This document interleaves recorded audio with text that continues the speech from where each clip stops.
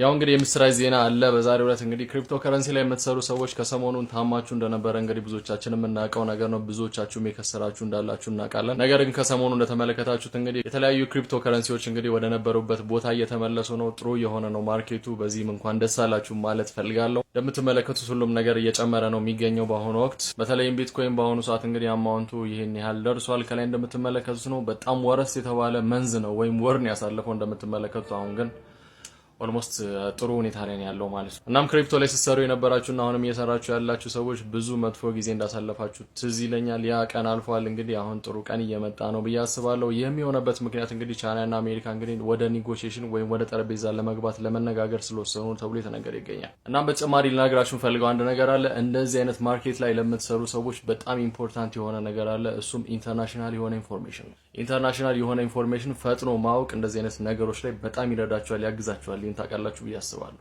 ለዚህም ነው እኔን ፎሎ ማድረግ የሚጠቅማችሁ። እንኳን ደስ አላችሁ። መልካም ቀን ይሁንላችሁ። አመሰግናለሁ። ብሩክ ነኝ።